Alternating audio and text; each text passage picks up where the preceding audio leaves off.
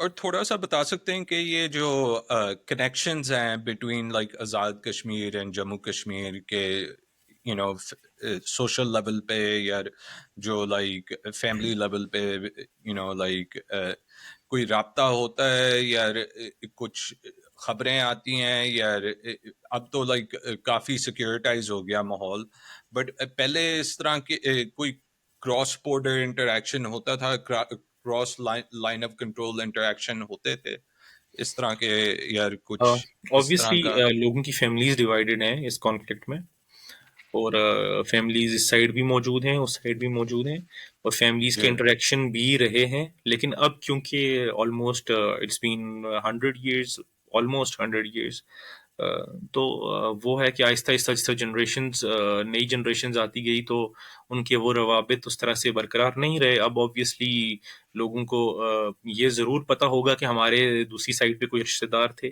لیکن جو میکسیمم لوگ ہیں ان کو اس طرح سے اپنے رشتہ داروں کا نہیں پتہ. لیکن پھر بھی ابھی بھی کچھ فیملیز ہیں جو آر پار جن کے رابطے موجود ہیں، جن کے جو سگے رشتہ دار ہیں وہ وہاں پہ موجود ہیں، اور جن کے ان کے ساتھ روابط بھی موجود ہیں، اور جو باہر کے ملکوں میں جا کے ایک دوسرے سے ملتے ہیں. آپ نے اکثر وہ ایک ویڈیو دیکھی ہوگی جو ایک پوائنٹ ہے نیلم سے نیلم جاتے ہوئے، جس کو یہاں پہ چلیانا اور دوسری سائڈ ٹٹوال کہتے ہیں. ٹٹوال ایک مشہور مقام ہے، سعادت حسن منٹو نے ٹٹوال کا کتا نام سے ایک افسانہ بھی لکھا، وہ اسی جگہ پہ تھا.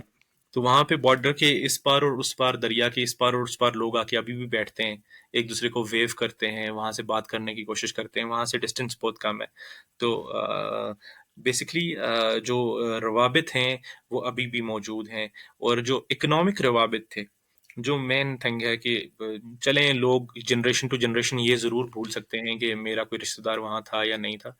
جو معاشی روابط تھے، جو ایک معاشی سرکل تھا، وہ کٹ کے رہ گیا ہے. آپ جی بی کے اندر ابھی بھی چلے جائیں، وہاں سے جو آپ یہ کوہستان کے روٹ سے اگر واپس پاکستان آئیں گے تو that is an in natural sort of way جس کو کارو آؤٹ کیا گیا ہے. وہاں پہ ابھی بھی دنیا کی سب سے بڑی چائنیز کمپنیز کے کام کے باوجود ہر سال سلائڈز ہوتی ہیں، لاکھوں لوگ مر جاتے ہیں، مطلب لاکھوں لوگ مرے ہیں اس کو بناتے ہوئے، جس کو کراکرم کہتے ہیں، وہی کہتے ہیں.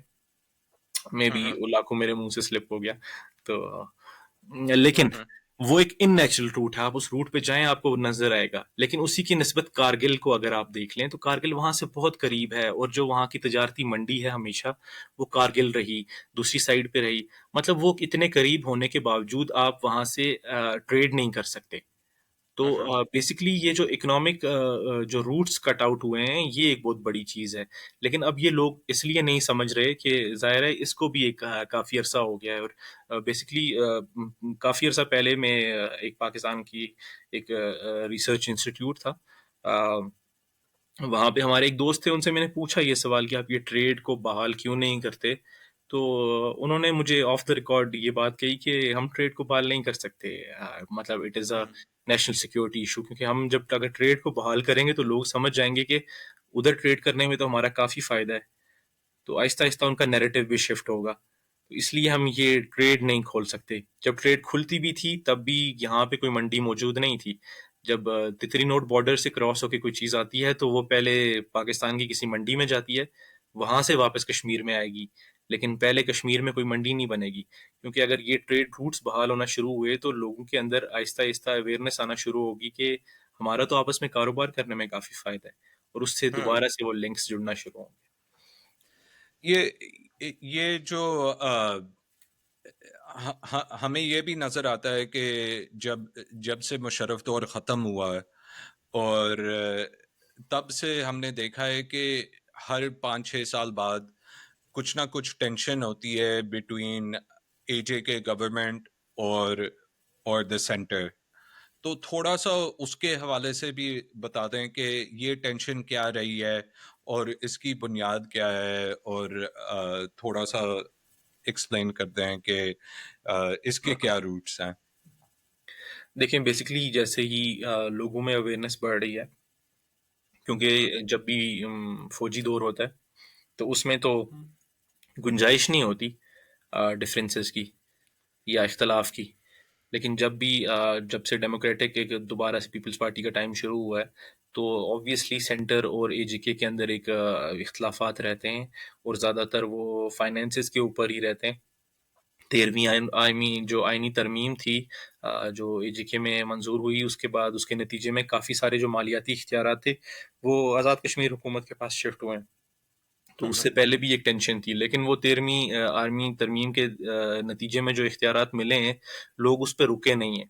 آہستہ آہستہ جو ہوں، پبلک پریشر ہے وہ گورنمنٹ پہ بڑھتا جا رہا ہے، اور اس کے نتیجے میں یہ جو گورنمنٹ اور فیڈریشن ہے، اس کے اندر بھی کافی سارے اختلافات پیدا ہوتے ہیں، اور وہ یہی فنڈز کی بیسس پہ ہوتے ہیں۔ دوسری جو اس ہوں، کی وجہ ہے وہ یہ ہے کہ اس کو ہمیشہ سے مشرف دور کیا اس سے پہلے سے بھی جو یہاں کے پولیٹیشنز ہیں وہ سینٹر کو بلیک میل بھی کرتے ہیں۔ ہوں، یہاں پہ کیونکہ اس طرح کے نیریٹیوز موجود ہیں جن سے بلیک میل کر کے وہ اپنی پاور کو کنسولیڈیٹ کرتے ہیں کہ اگر ہم لوگ نہیں ہوں گے تو یہاں پہ جو نیشنلسٹ موومنٹ ہے وہ اسٹرانگ ہو جائے گی۔ تو وہ بیسکلی جو اختلافات ہوتے ہیں وہ اس نوعیت کے بھی ہوتے ہیں اکثر، کہ یہاں پہ آپ نے نیشنلسٹ جو موومنٹ ہے اس کو تھوڑا سا آپ اس کو چھوٹ دے دیتے ہیں، اور تھوڑے عرصے کے بعد آپ یہ کہتے ہیں کہ یہاں پہ یہ بہت گرو کر گئی ہے، تو ہم آپ کی مجبوری ہیں، ہم اس کو کنٹرول کریں گے، اور اگر ہم نہیں ہوں گے تو یہ لوگ کل اوپر آ جائیں گے۔ تو وہ ایک بلیک میلنگ ٹیکٹک بھی یہاں کے حکمران یوز کرتے رہیں۔ تو یہ دو تین طرح کے یہاں پہ کچھ فیڈریشن کے ساتھ اختلافات رہتے ہیں۔ ویسے کوئی بڑے لیول پہ جینون اختلاف نہیں رہا، کیونکہ یہ لوگ چلتے بھی وہاں سے ہی ہیں، یہ لوگ ساری جو ڈکٹیشن ہے وہ بھی وہاں سے ہی لیتے ہیں، اور مطلب کچھ لوگ تو اس کو شاید برا بھی مان جائیں، لیکن ہم تو کہتے ہیں کہ these are the clerks of the Pakistani government. وہاں سے یہ صرف ان کو چھوٹی سی چیز بھی اگر منظور کروانی ہو تو ان کو وہاں پہ جا کے اپنے جو مطالبات ہیں وہاں پہ سامنے رکھنے پڑتے ہیں۔ عوامی حقوق تحریک کے نتیجے میں جو یہاں پہ مذاکرات ہوئے ہیں آپ اس کے اندر دیکھ لیں، تو وہ مذاکرات اے جے کے گورنمنٹ میں سے کسی نے نہیں کیے، وہ کسی ڈیموکریٹک شخصیت نے نہیں کیے، وہ کوئی ملٹری کے لوگ تھے، انہوں نے آ کے جو مذاکرات بھی کیے تھے یہاں کے جو ایکشن کمیٹی کے ساتھ، وہ ملٹری کے لوگ تھے، انہوں نے یہاں پہ مذاکرات کیے ہیں۔ تو again there is no need to tell کہ پاور کہاں لائے کر رہی ہے۔ تو یہ جو پروٹیسٹ موومنٹ جو شروع ہوئی عوامی ایکشن کمیٹی کے بینر کے اندر، اس کی بنیاد کیا تھی؟ اور پھر جو آرٹیکل 370 کا ہوا جموں اور کشمیر میں، یہ بھی سوچ تھی کہ پاکستان میں بھی یہی ہوئے گا، یا آزاد کشمیر میں بھی اس طرح کا ماحول بن سکتا ہے؟ دیکھیں ایکشن کمیٹی یا جو یہ جو موومنٹ بنی ہے، اس کے پیچھے ایک ریزن نہیں ہے، اس کے پیچھے ملٹیپل فیکٹرز ہیں۔ ملٹیپل جو آرگنائزیشنز ہیں یا جو لوگ ہیں وہ بہت عرصے سے کام کر رہے تھے ان چیزوں کے اوپر، جیسے اپنے ہوں، وسائل پہ جو اپنا اختیار ہے، اس کی بات تو تمام نیشنلسٹ جو قوتیں ہیں وہ ہمیشہ سے کرتی آئی ہیں، لیکن ان کو ہوں، پذیرائی حاصل نہیں ہوئی پبلک میں۔ It was not long before, like 2 years before this movement started of عوامی ایکشن کمیٹی، اس سے پہلے ایک تحریک چل رہی تھی، الٹرنیٹ تحریک چل رہی تھی۔ ایک سائڈ پہ مین اسٹریم کی ایک تحریک تھی، پیپل رائٹ فورم کی ایک تحریک تھی، وہ بھی یہی مانگ رہے تھے، وہ بھی آٹے پہ سبسڈی مانگ رہے تھے، اور ان کے کچھ اور چیزیں بھی ساتھ مطالبات جڑے ہوئے تھے، اور اسی کے پیرلل ایک نیشنلسٹ موومنٹ چل رہی تھی، وہ عوامی حقوق تحریک کے نام سے چل رہی تھی۔ تو they were calling for a boycott of the electricity bills، but اس کو پبلک میں اس ٹائم اتنا گین نہیں مل سکا، اور سمجھا گیا کہ بائیکاٹ موومنٹ پاسبل نہیں ہے۔ بٹ اگین ہوں، جب اسی عوامی حقوق تحریک کا ایک بندہ جو ٹریڈ یونین ہے اس کا صدر منتخب ہو جاتا ہے، تو اس کے بعد وہ ٹریڈ یونین کے تھرو ایک موومنٹ چلاتا ہے بلز کے بائیکاٹ کی۔ It started from the flour prices, اور اس کا پھر دائرہ کار بڑھتا گیا، اس میں چیزیں ایڈ ہوتی گئی، اور اس میں یہ بجلی کی پرائسز کا بھی ایڈ ہو گیا، جو اشرافیہ کی مرات ہیں ان کا بھی ایڈ ہو گیا، اور وہ ایک یہ جو چھوٹا سا یہ کون سی یونینز تھی جو یہ ٹریڈ جو یہ اسپیسیفک؟ انجمن تاجران جس کو انجمن تاجران کہتے ہیں، یہ اس کے یہ کدھر کدھر بیسڈ ہیں یہ ساری فیکٹریز اور جو جگہ؟ This is not about factories, this is about like shop جو کیپرز۔ شاپ کیپر ہاں، یہ ان شاپ کی کیپر تو بیسکلی وہ اسٹرینتھ میں تھوڑی زیادہ ہے، نیشنلسٹ موومنٹس یہاں پہ اسٹرینتھ میں اس طرح سے مضبوط نہیں ہے۔ بٹ جو انجمن تاجران تھی وہ ایک مضبوط فیکشن تھی، تو دے اسٹارٹیڈ اٹ. اور وہ ایک چھوٹا سا دھرنا لگا راولا کوٹ کے اندر، اور وہ 100 دن کا ٹائم جب پورا ہوا تو وہ آہستہ آہستہ پھیلتا پھیلتا باقی شہروں میں بھی چلا گیا. اور اس کے بعد اسی انجمن تاجران کے مختلف گروپس کو ملا کے ایک جوائنٹ عوامی ایکشن کمیٹی کا ایک پلیٹ فارم بنایا گیا. اور اس جوائنٹ عوامی ایکشن کمیٹی کے پلیٹ فارم کے اندر نہ صرف تاجران تھے، اس میں سیاسی ریپرزنٹیشن بھی تھی. اس کے علاوہ وہاں پہ جو ٹرانسپورٹ یونین تھی اس کی ریپرزنٹیشن بھی تھی، باقی وکلا کی نمائندگی بھی تھی. اور اسی طرح ایک ملا جلا ایک ڈائیورس قسم کا جو ہے پورے آزاد کشمیر کے اندر سے لوگوں کو چن کے ایک پلیٹ فارم بنایا گیا، اور پھر یہ تحریک بڑھتی گئی. اور میرا خیال ہے کہ جب بائیکاٹ کی مہم شروع ہو گئی ایک دفعہ اور لوگوں نے بلز کا بائیکاٹ کر دیا، اس کے بعد عوامی ایکشن کمیٹی کے ہاتھ میں بھی یہ تحریک نہیں رہی. یہ تحریک دھرنوں سے، کمیٹیز سے نکل کے لوگوں میں چلی گئی. اور اب جب تک نتیجہ نہیں نکلنا تھا کوئی، تو لوگوں نے بائیکاٹ اسکپ نہیں کرنا تھا. لوگوں کو پتہ چل گیا تھا کہ ناؤ وی ہیو دا نرو ان اور ہینڈ، کہ جس سے ہمارا مسئلہ حل ہو سکتا ہے. پھر وہی ہوا کہ جب تک گورنمنٹ نے یا پاکستان گورنمنٹ نے لوگوں کے مطالبات منظور نہیں کیے، لوگوں نے جو بجلی کے بل تھے وہ نہیں دیے. تو that was the main turning point. تھوڑا سا یہ اکنامک کرائسس کے حوالے سے بھی بتا سکتے ہیں اسی کے یہ کہا جاتا ہے کہ پاکستان کا اوور آل سب سے بڑا اکنامک کرائسس تھا، جدھر آئی ایم ایف کے دباؤ میں کافی چیزیں کی گئی، کیئر ٹیکر گورنمنٹ آیا، عمران خان کی حکومت بھی نو کانفیڈنس سے ریموو کیا گیا، اور یہ ایک نئی فارمیشن آئی ہے سینٹر میں.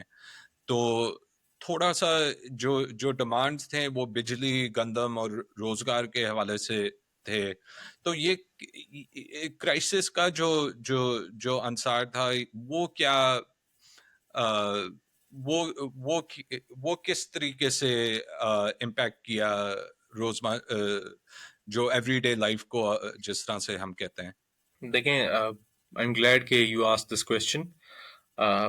بیسکلی آبویسلی اتنا کوئی بھی کنیکشن ہوتا ہے وہ ایک چیز سے ٹریگر ہوتی ہیں چیزیں.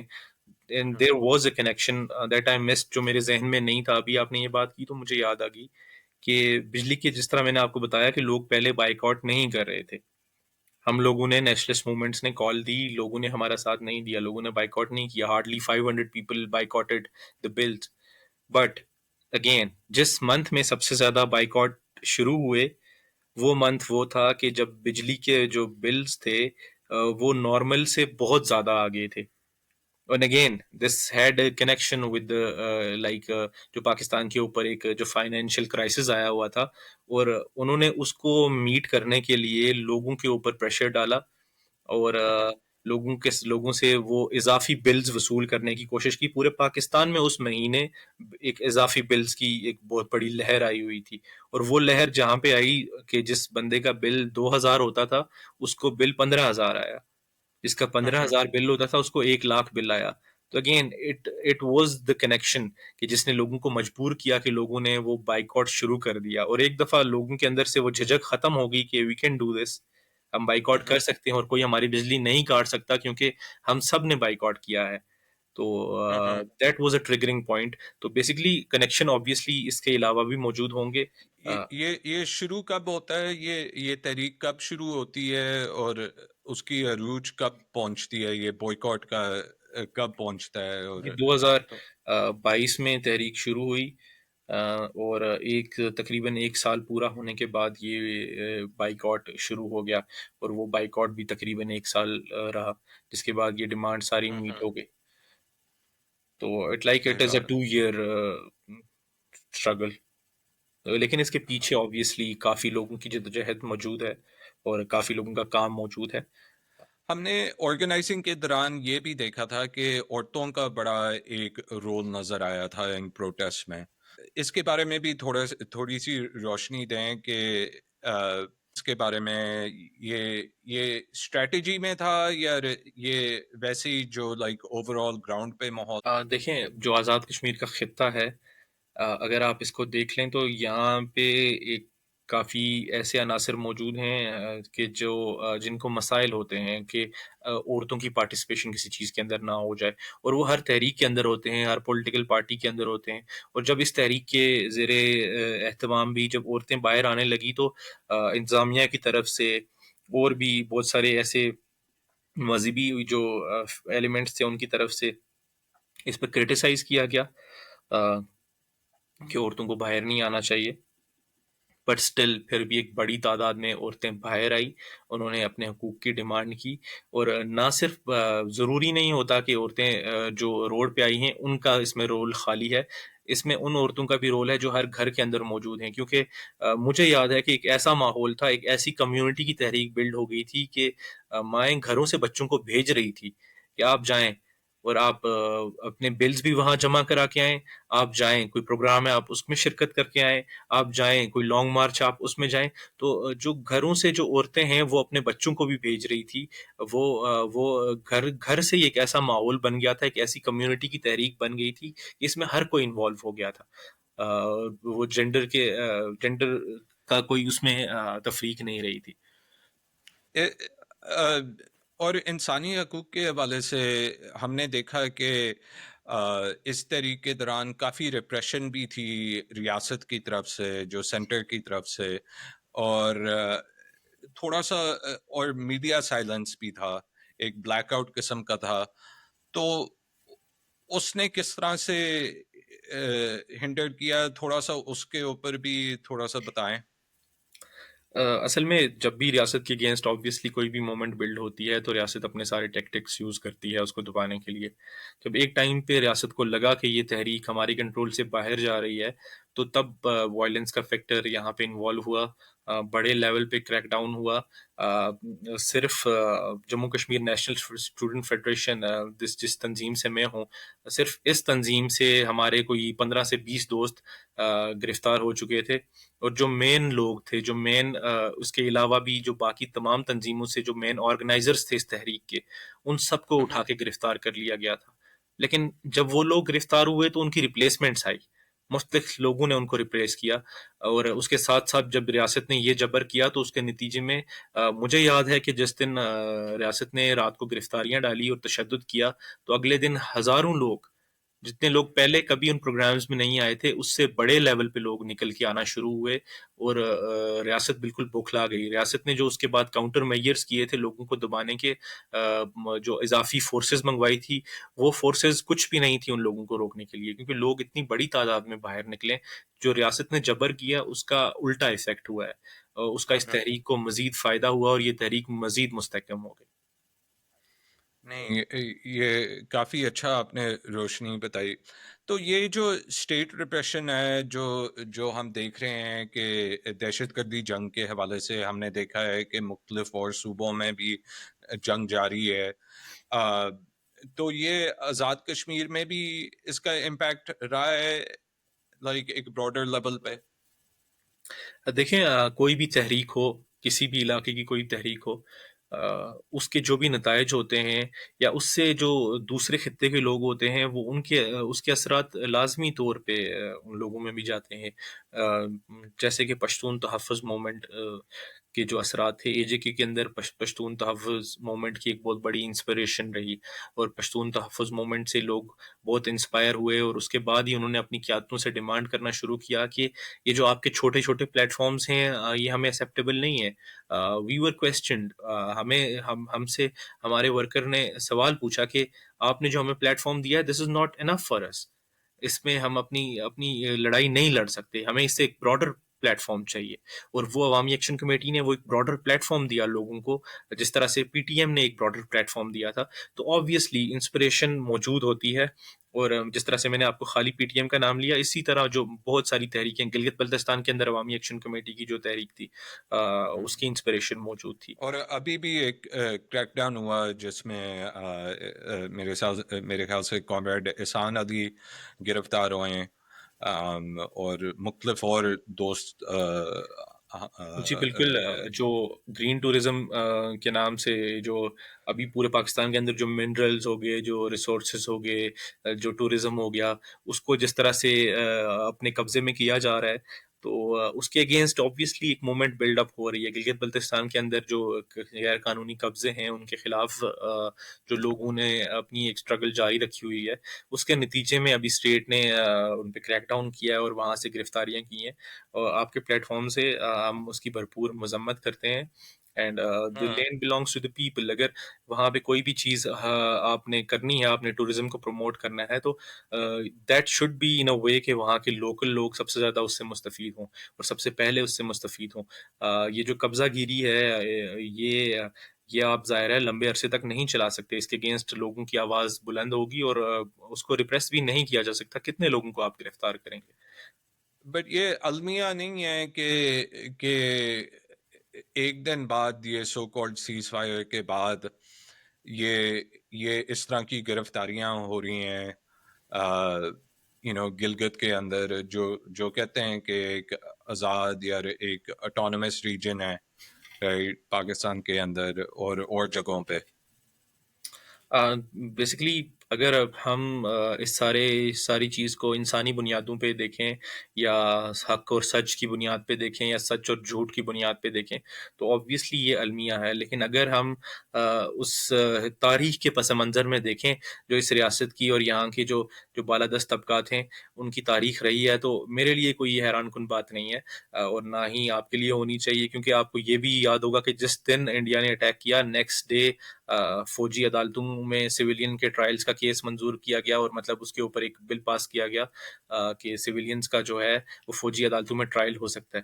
تو مطلب انہوں نے کوئی موقع نہیں چھوڑا. اور اسٹیٹ جو خاص کر کے اس طرح کی جو اسٹیٹس ہوتی ہیں وہ بالکل ایسے ہی ایکٹ کرتی ہیں, اور this is not surprising for us and we expect this from them. یہ آن لائن